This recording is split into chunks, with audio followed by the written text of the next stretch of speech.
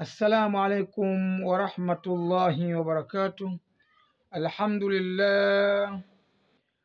لله المرجو لطفه وثوابه وعقابه الذي عمر قلوب أوليائه بروح رجائه حتى ساقهم بلطائف آلائه. أما بعد، uzangu watukufu watazamaji, leo tazungumzia kuhusiana na alkhawfu warrajau, hofu na matarajio.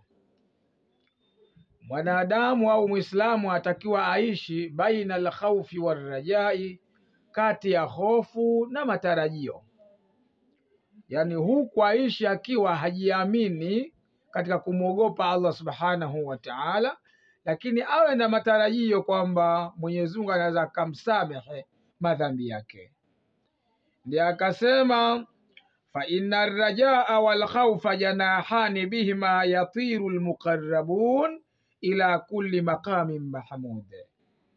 Hakika matarajio na hofu, hayo ndiyo mabawa mawili ambayo kwa mabawa hayo au kwa mbawa hizo, yatiru almuqarrabuna ila kulli maqamin mahmud, wanaruka wale watu walio karibu na Mwenyezi Mungu kuyarukia yale makamu yenye kusifiwa. Kwa hiyo leo mimi nitaanza kuhusiana na jambo la hofu, kisha baadaye tutakuja kumalizia mambo ya matarajio. Tuone kwanza ahwalu sahaba wattabi'in wasalaf wassalihin fi shiddati alkhawf.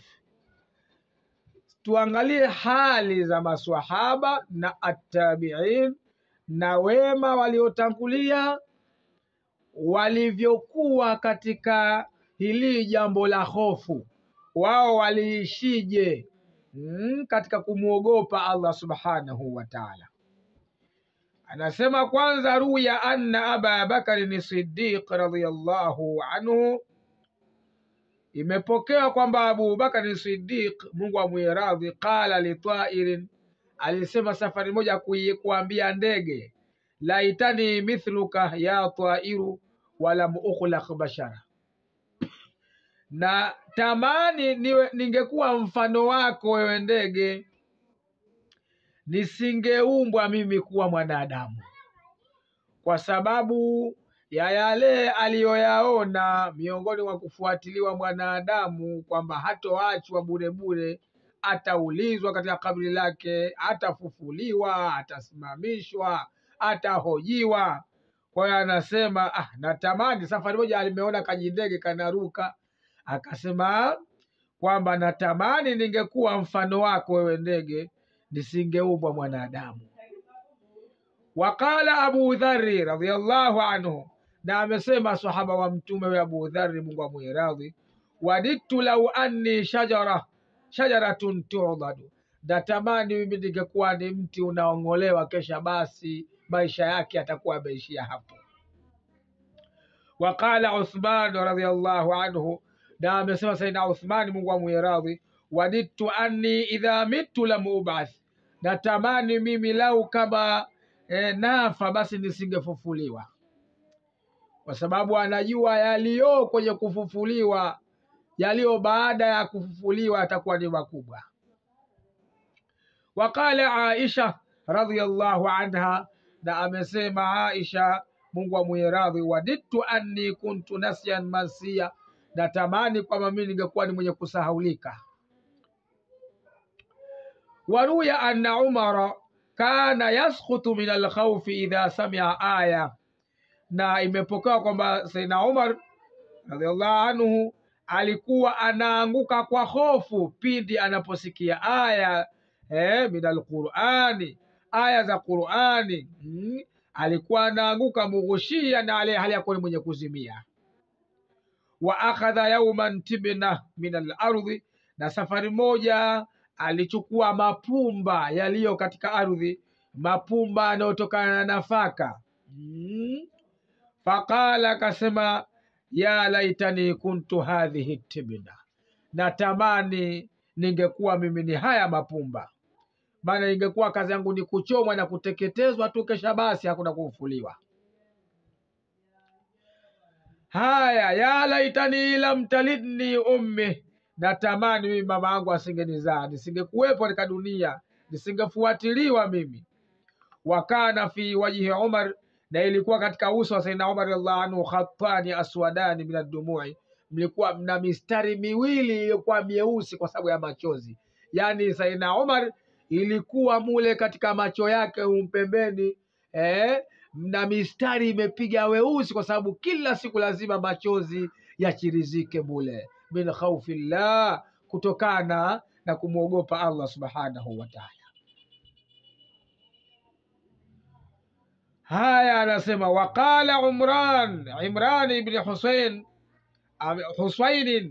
amesema Imran ibn Husayn, wadidtu an akuna rimada tansifuni riyah fi yaumin asifin, natamani mimi ningekuwa ni majivu ukawa upepo unanipeperusha mimi, ikisha nikaa mambo yamekwisha. Fi yaumin asif, katika yani siku ile asifin ya kimbunga, siku ya upepo mkali, natamani mimi ningekuwa ni majivu nikapeperushwa na upepo, kisha basi habari zangu zimeishia hapo. Waqala Abu Ubaida ibn al-Jarrah radhiyallahu anhu, amesema huyo Abu Ubaida ibn al-Jarrah, wadidtu an akuna kabshan fayadhbahuni ahli fayakuluna lahmi wa yalhasu marqi, asema natamani ningekuwa ni kondoo fayadhbahuni ahli, wakanichinja watu wangu, fayakuluna lahmi, wakala nyama yangu, wa yalhasuna marqi, na wakawa wanajilamba ule mchuzi wa kwangu, kesha nimeishia hapo. Basi hawa ni watu walivyokuwa wamesoma, wakaona mambo yaliyo kwenye kufa na kufufuliwa na kuhesabiwa, namna wanavyoogopa, wanatamani wasingekuwa wanadamu. Wakana Aliyu ibn al-Husayn radhiyallahu anhu idha tawalla isfarra launuhu fayaqulu lahu ahluhu ma hadha alladhi ya'taduka inda alwudu. Alikuwa Ali ibn al-Hasan Husaini radhiallahu akitawadha, isfarra launuhu, rangi yake inabadilika kuwa manjano, mpaka watu wake wanamwambia, hili jambo gani lao kuzukia wewe kila unapotawadha kunatoka rangi nyingine. Fayaqulu, anasema, ataduruna baina yadai man uridu an aquma, hivi nyinyi mnafahamu yule aliye mbele yangu ambaye mimi nataka kumsimamia, huyu ambaye nataka nende nikasimame nizungumze naye, mnamfahamu? Kwa ile hofu ya kwamba ataka kuzungumza na Mungu baada ya kutawadha, basi rangi yake inabadilika na kuwa manjano. Wakana al-Miswaru ibn Makhzama la asema la yastatiu an yasmaa shay'an min alqur'ani lishiddati khawfihi. Huyu alikuwa Miswar ibn Makhzama, alikuwa hawezi kusikiliza kitu katika Qur'ani kutokana na shida ya kuogopa, kutokana na ugumu wa kuogopa. Alikuwa akisikiliza kaya kamoja tayari ameshaanguka na amepoteza fahamu. Hawa alikuwa ni wacha Mungu waliopita. Walaqad kana yuqra'u indahu harfun au aya fasihu sayhata fama yaqilu ayaman. Alikuwa yeye inasomwa herufi moja au aya mbele yake, ikisomwa aya moja mbele yake, fasihu sayha, anapiga ukelele mmoja, fama yaqilu ayaman, basi hapati akili, masiku mengi anakaa akili imempotea. Wa quria inda Yahya, na ilisomwa safari moja mbele ya Yahya aya inayosema walau tara idhi uqifu ala rabbihim, walau tara, na lau kama ungeona wewe, idhi uqifu ala, pale watakaposimamishwa watu ala rabbihim, juu ya bwana wao. Kipande hicho cha aya, faswaha sayhatan, akapiga ukele mmoja, makatha minha maridhan 4 ashhuri, akakaa hali ya kuwa ni mgonjwa kwa muda wa miezi 4. kwa sababu ya kusikiliza kipande kidogo cha aya inayomkhofisha. Kwa hiyo hapa ndiyo panaonyesha kwamba wacha Mungu hawa waliopita namna gani walivyokuwa wanaishi katika maisha yao kwa hofu, kwa ajili ya kumwogopa Allah subhanahu wa ta'ala. Kwa hiyo ndio maana Sayyidina Umar, ndio maana Umar ibn Abdul Aziz akasema, innama ja'ala Allahu hadhihi al-ghafla fi qulubi al-ibad rahmatun kai la yamutu min khashyatillah.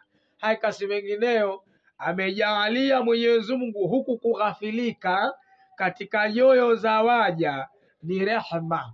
Kule kusahau mambo huwa ni rehma, ili wasije wakafa waumini kwa ajili ya kumuogopa Allah subhanahu wa ta'ala. Kutokana na hilo ndio Mwenyezi Mungu akaumba kusahau. Kwa ndugu zangu, leo tumegusa kidogo katika babu al-khawfi. Tutakuja kuendelea katika darasa letu katika babu raja, mlango wa matarajio. Wabillahi tawfiq, wassalamu alaikum wal afwa minkum wa ila liqa.